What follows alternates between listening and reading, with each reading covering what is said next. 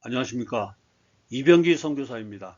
조승사 출신 선교사가 전하는 예수님 이야기 3월 세 번째 주 말씀입니다. 오늘 말씀 나눌 내용의 제목은 남방 여왕과 그 후손들 이렇게 정했고요. 성경 말씀은 열왕기상 10장 1절 스바 여왕이 여호와 이름으로 말미암은 솔로몬의 명성을 듣고 와서 어려운 문제로 그를 시험하고자 하여 예전 성경 번역본의 시바 여왕을 요즘에는 스바 여왕으로 바꿔 번역하는 추세에 있습니다. 저는 예전처럼 그냥 시바 여왕이라고 부르겠습니다. 그리고 제목을 남방 여왕으로 한 것은 예수님이 시바 여왕을 남방 여왕으로 부르셨기 때문입니다. 지금으로부터 3000년경 솔로몬이 다윗의 뒤를 이어 이스라엘 왕이 되었고, 하나님이 솔로몬에게 특별한 지혜를 선물로 주셔서 솔로몬의 명성이 온 세상에 퍼져나갔습니다. 그러자 세상 각국에서 많은 사람들이 솔로몬의 지혜를 보고 싶어서 예루살렘으로 올라왔는데, 어느 날 아프리카의 시바 여왕도 솔로몬을 찾아왔다는 말씀입니다. 자, 본문 말씀 1절에서 2절까지를 조금 쉬운 우리말로 해석하면은, 시바 여왕이 솔로몬의 명성을 듣고 직접 확인해 보기 위해 수많은 신하들을 거느리고 왔습니다. 뿐만 아니라 향료와 보석과 금을 실은 낙타도 매우 많았습니다. 그리고 시바 여왕은 솔로몬을 직접 만나 마음속에 있는 모든 생각을 솔로몬과 함께 나누었습니다. 시바 여왕이 솔로몬을 방문한 기록은 구약 성경, 또 신약 성경, 또 이슬람의 경전 코란, 그리고 에티오피아 역사책, 이 4개의 책에 기록되어 있습니다. 특히 신약 성경에서는 예수님이 시바 여왕이 솔로몬을 방문한 것을 예화로 백성들을 이렇게 책망합니다. 심판 때 남방 여왕이 일어나 이 세대 사람을 정죄하리니 이는 그가 솔로몬의 지혜로운 말을 들으려고 땅 끝에서 왔음이거니와 솔로몬보다 더 큰 이가 여기 있으며. 자, 그러니까 솔로몬의 지혜를 배우려고 멀리 남쪽 나라 시바 여왕도 찾아왔었는데, 너희들은 솔로몬보다 훨씬 더 지혜로운 하나님의 아들이 바로 너희 앞에서 말씀 전하는데도 그 말씀을 안 배우려고 한다고 책망하고 있는 겁니다. 지혜에 대한 성경 구절 몇 개만 소개하겠습니다. 잠언 4장 7절에서 8절 지혜가 제일이니 지혜를 얻으라. 내가 얻은 모든 것을 가지고 명철을 얻을지니라. 그를 높이라. 그리하면 그가 너를 높이 들리라. 만일 그를 품으면 그가 너를 영화롭게 하리라. 자, 그리고 예수님의 말씀이 바로 지혜입니다. 뿐만 아니라 예수님 자체가 지혜라고도 말씀하시고 있습니다. 잠언서의 지혜를 노래하는 또 다른 말씀 한번 보겠습니다. 잠언 8장 21절에서 23절 이는 나를, 지혜를, 또 예수님을 사랑하는 자가 재물을 얻어서 그 곳간에 채우게 하려 함이니라. 여호와께서 그 조화의 시작 곧 태초에 일하시기 전에 나 지혜를 가지셨으며 만세 전부터, 태초부터 땅이 생기기 전부터 내가 세움을 받았나니. 지혜이신 예수님을 찾고 구하고 만나는 우리 모두 되시기를 예수님 이름으로 축복합니다. 아무튼 시바 여왕이 솔로몬을 찾은 시기가 기원전 1000년경 일어난 일이니까요. 우리 역사로 보면은 고조선 때 일입니다.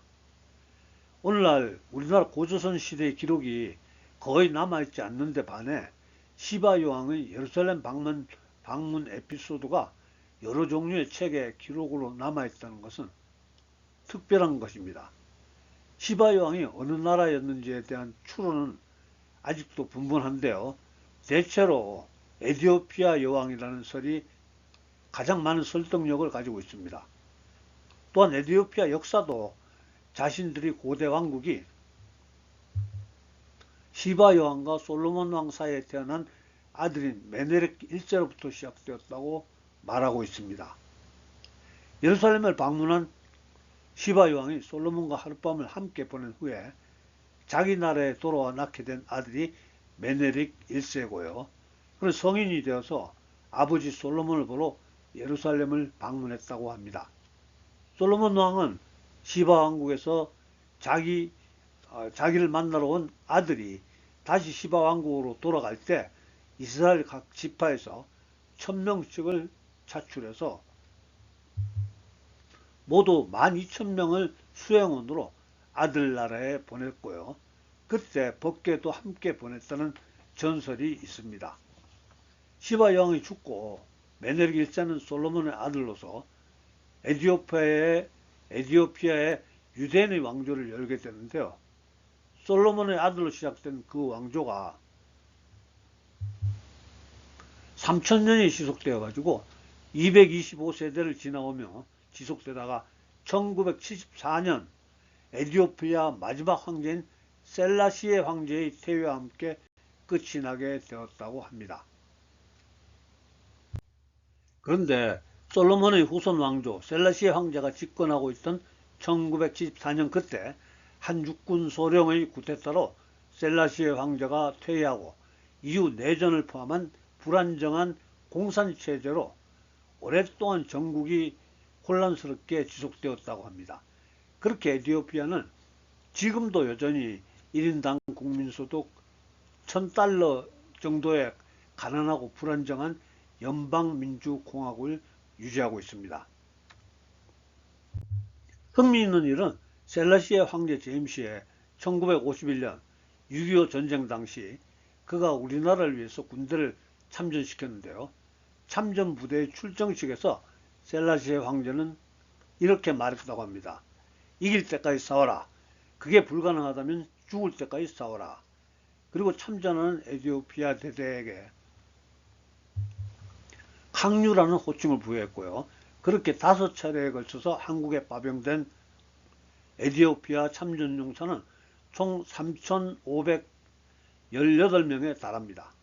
항류 부대는 전쟁 기간 동안에 253차례의 전투에서 모두 승리했다고 하고요. 122명이 전사하고 536명이 다쳤는데 모든 포로를 구출하고 전사자 시신도 모두 수습해서 불패 항류 부대로 명성을 떨쳤다고 합니다. 에티오피아 유대인들의 알리아, 즉 이스라엘로의 귀환 운동을 조금 소개하겠습니다. 이스라엘에는 베타 이스라엘 또는 에티오피아 유대인이라고 불리는 흑인 유대인이 상당히 많이 있는데요. 에티오피아 유대인의 유래는 몇 가지 학설이 있는데 가장 유력한 학설로는 시바 여왕과 솔로몬 사이에 태어난 왕자의 후손들과 또 솔로몬이 이스라엘을 방문한 시바 여왕의 아들 왕자가 자기 나라로 돌아갈 때 함께 보낸 12,000명의 이스라엘 사람들로 구성된 수행원들의 후손에서 시작된 게 아닌가 생각됩니다. 아무튼 지금 이스라엘에 있는 에티오피아 유대인들은 1949년부터 2022년까지 이스라엘 정부가 치밀하게 구성한 일련의 탈출 작전에 연속으로 참가해서 알리아, 즉 이스라엘로 귀환 운동을 한 것입니다. 현재 에티오피아 유대인은 전 세계에 17만 명이 있다고 하는데요. 그중 이스라엘에 약 16만 명이 살고 있고요. 에티오피아에는 약 1000명 정도가 남아있다고 합니다. 이번에는 유대인 귀환 작전의 하나인 솔로몬 작전에 대해서 소개하겠습니다. 그러니까 에티오피아가 한 육군 소령의 쿠데타로 공산 정권이 집권한 후에 에티오피아는 내전과 잇따른 정책 실패로 혼란에 빠져서 1991년 5월에 수도 아디스 아바바가 여러 반군의 공격을 받는 지경에 이르렀습니다. 이스라엘 외무부는 가장 먼저 에티오피아 내의 유대인들을 이스라엘 대사관으로 소집하는 한편 유대인들의 구출을 위해서 에티오피아 공산정권에 3,500만 달러를 지불했습니다. 일종의 뇌물이죠. 또 반군들과도 협상을 해가지고 공격을 하지 않겠다는 밀약을 받아냈습니다. 그리고 1991년 5월 24일 이스라엘 특공대 200여 명을 태운 이스라엘 공군 소속의 보잉 707 6대, C-130 18대가 아디스아바바 국제공항에 착륙합니다. 이들 병력은 대사관에서 공항까지 흑인 유대인 피난민들이 호위를 맡았고요. 이후 36시간 동안 LR항공 소속 보잉 747기 한 대, 이스라엘 공군 C-130 34대, 이 비행기들이 14,325명의 유대인들을 에티오피아 수도 아디스아바바에서 이스라엘의 벤구리온 국제공항까지 계속해서 실어 날랐습니다. 작전에 참가한 대부분의 비행기들은 좌석들을 추가로 탈거했고요. 비행기에 타려는 사람들도 최소한의 짐만 가지고 기내에 탑승했기 때문에 최대한 많은 사람을 태울 수 있었다고 하는데요. 덕분에 48시간으로 예상됐던 작전 시간이 36시간까지 단축되었다고 합니다. 그때 LR 카고 소속의 747-200 항공기가 투입되었는데요. 보잉 747-200 항공기의 최대 탑승 인원은 480명이었는데 1086명의 승객이 탑승했고요. 이스라엘로 비행하는 도중에 2명의 아이가 더 태어나서 총 1088명이 747기에 탑승한 것으로 보잉 747기에 가장 많은 탑승객을 태우고 운항한 것으로 기록되었습니다.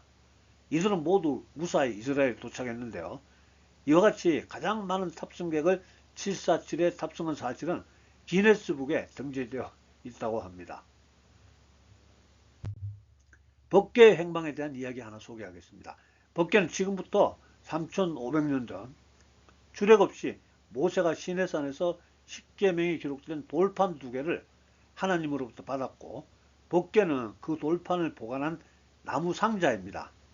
그 법궤는 여기저기 옮겨 다니다가 마지막으로 솔로몬 성전의 지성소에 보관하게 되었다고 성경에 기록되어 있는데요.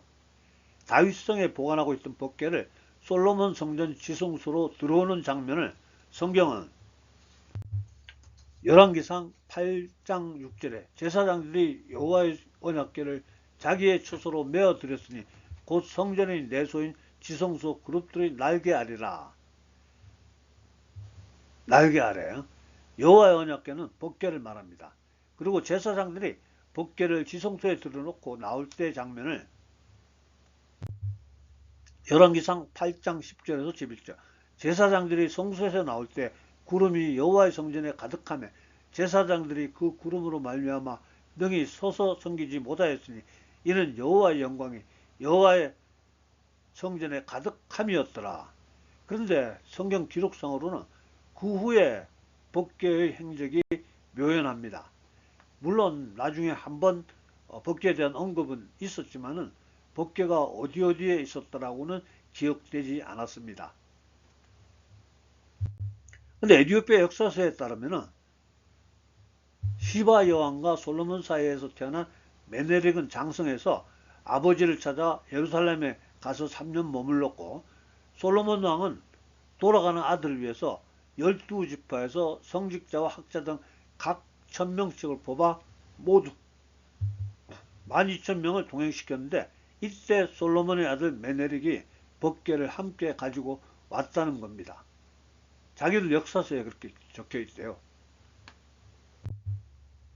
그 법궤는 아프리카 최초 교회로 불리는 악숨의 성모 마리아 시온교회에 보관되어 있다고 하는데요. 그러나 지금까지 언약궤가 공개된 적은 한 번도 없고요. 언약궤, 법궤를 볼 수 있는 사람도 그 법궤를 지키는 수도자 한 사람뿐이고, 또한 그는 죽을 때까지 성소 밖으로 나올 수도 없고, 그 외에는 아무도 언약궤가 있는 예배당에 들어갈 수조차도 없다고 합니다. 에티오피아에 대한 성경의 두 번째 이야기입니다. 예수님이 부활승천하신 후에 제자들이 사방으로 흩어져서 복음을 전하던 시기였습니다. 천사가 빌립 집사에게 나타나서 너는 어디 광야로 가보라고 했고요. 빌립이 천사의 말을 듣고 그대로 가다 보니까 사도행전 8장 27절에서 28절 일어나 가서 보니 에티오피아 사람 곧 에티오피아 여왕 간다게의 모든 국고를 맡은 관리인 네시가 예배하러 예루살렘에 왔다가 돌아가는데 수레를 타고 선지자 이사야의 글을 읽더라. 빌립이 수레에 다가서서 말을 걸고 대화를 하고 빌립이 수레에 올라타서 에티오피아 네시에게 복음을 전하게 됩니다. 그리고 그 네시가 세례를 받고 싶다고 해서 이에 명하여 수레를 멈추고 빌립과 내시가 둘 다 물에 내려가 빌립이 세례를 베풀고 둘이 물에서 올라올세 주의 영이 빌립을 이끌어 간지라 내시는 기쁘게 길을 가므로 그를 다시 보지 못하니라. 이렇게 해서 빌립 집사가 전한 복음이 에디오피아에 전해집니다. 이렇게 해서 많은 에디오피아 사람들이 복음을 받아들이게 됐고요. 드디어 AD 325년에 기독교를 에디오피아 국교로 삼게 됩니다. 참고로 로마는 313년에 기독교를 국교로 공인했고요. 392년에 국교로 삼았습니다. 그러니까 세계 최초 기독교를 국교로 삼은 나라는 바로 에디오피아입니다. 에디오피아는 지금 인구가 1억 1,500만 명이고요. 면적은 우리나라 한반도의 5배 크기랍니다. 종교별 인구수는 기독교인이 62.8%, 이슬람이 33.9%, 기타 3.3%인데요.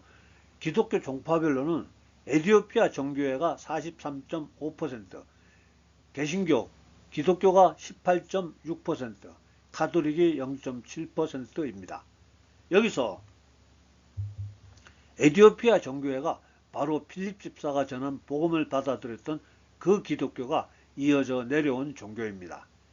에디오피아 정교회는 오랜 시간 이집트 콥트 교회와 관련되어 있었고요. 동방 정교회의 영향도 많이 받았습니다. 여기서 정교회는 우리 기독교와 무엇이 다른가에 대해서 간단하게 살펴보겠습니다. 가톨릭은 제가 여러 번 소개해드렸기 때문에 조금 잘 아실 것 같고요.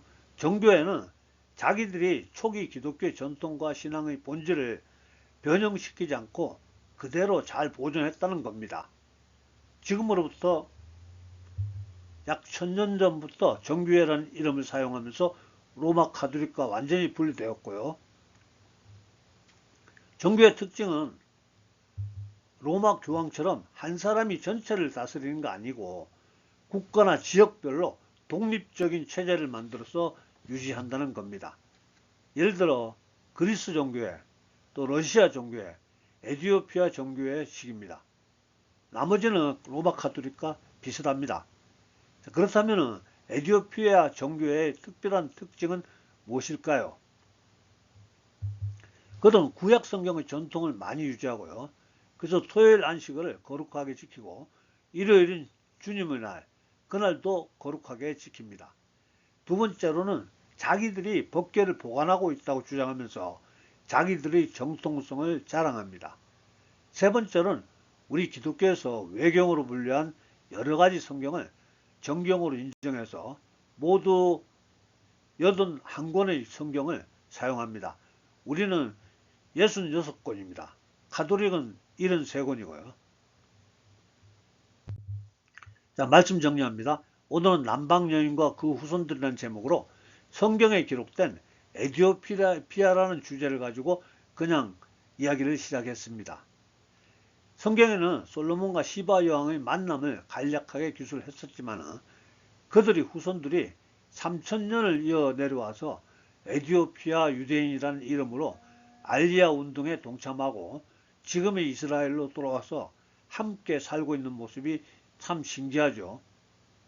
또한 신약 성경에 기록된 빌립 집사의 짧은 전도가 에디오피아 내시로 연결되어서 아프리카에 에디오피아 정교회가 세워지고 그곳에 많은 사람들이 예수님을 믿고 있다는 사실도 참 놀랍습니다. 무엇보다도 아직 분명하게 밝혀지지는 않았지만 성경 기록에서 사라진 법궤를 자기들이 아직도 보관하고 있다는 주장도 참 신기하죠. 사랑하는 성도 여러분, 너무 많은 주제가 포함되어 오늘 말씀 다소 혼란스러울 수도 있었지만 부탁드리고 싶은 것은 기억해야 할 것은 우리 예수님을 믿는 사람들은 무엇보다도 지혜가 있어야 합니다. 지혜가 제일이니 지혜를 얻으라. 내가 얻은 모든 것을 가지고 명철을 얻을지니라. 그를 높이라. 그리하면 그가 너를 높이 들리라. 만일 그를 품으면 그가 너를 영화롭게 하리라. 그리고 예수님이 바로 그 지혜이십니다. 예수님 말씀 한 번 더 인용합니다. 심판 때 남방 여왕이 일어나 이 세대 사람을 정죄하리니 이는 그가 솔로몬의 지혜로운 말을 들으려고 땅 끝에서 왔음이거니와 솔로몬보다 더 큰 이가 여기 있으며. 시바 여왕이 솔로몬의 지혜를 찾아 아주 먼 거리를 여행했었다는 겁니다. 우리는 솔로몬보다 훨씬 지혜롭고 훨씬 위대하신 예수님을 바로 이곳에서 섬기는 사람들입니다. 사랑하는 성도 여러분, 지혜이신 예수님을 이곳에서 찾고 구하고 만나시기를 예수님 이름으로 축복합니다. 잠언 8장 21절. 이는 나 지혜 즉 예수님을 사랑하는 자가 재물을 얻어서 그 곳간에 채우게 하려 함이니라. 예수님을 사랑하는 우리들과 우리들이 후손들에게는 가난한 자가 절대 없게 되기를, 또 우리들과 우리들이 후손들 곳간이 가득 차서 우리 주변이 가난한 사람들에게 나누어 줄 수 있는 멋진 믿음의 명문 가정으로 이어질 수 있기를 예수님 이름으로 축복합니다. 할렐루야. 사랑과 아래 풍성하신 아버지, 오늘도 우리 하나님 자녀들 함께 모여 찬양하며 또 예수님 말씀하신 남방여왕, 시바여왕 이야기를 가지고 하나님의 뜻을 깨달아가고 있습니다. 아버지 하나님, 오늘 말씀 들었던 우리들은 지혜가 제일 중요한 것을 결코 잊지 말게 해주시옵시고, 우리도 주님 말씀대로 지혜를 통해서 이웃을 섬길 수 있고 이웃을 이웃에게 나누어 줄 수 있는 재물과 명예 얻게 하여 주시옵소서. 예수님 믿는 우리가 부디 지혜로운 사람들이 되어서 세상 사람들로부터 존경과 신뢰, 부러움이 되도록 인도해 주시옵소서. 방황하는 세상 사람들에게 바른 길을 가르쳐 줄 수 있는 지혜로운 사람들이 될 수 있도록 축복해 주시옵소서. 지금은 우리 구주 예수님 은혜와 아버지 하나님의 극진하신 사랑과 성령님의 감동과 아마 교통하심이 오늘 예배에 참석한 우리 모두에게, 또 우리들의 가정과 일터와 섬기는 교회 위에 지금부터 영원토록 함께해 주시옵기를 간절히 축원하옵나이다. 아멘. 예, 감사합니다. 할렐루야. 다음 주에 뵙겠습니다.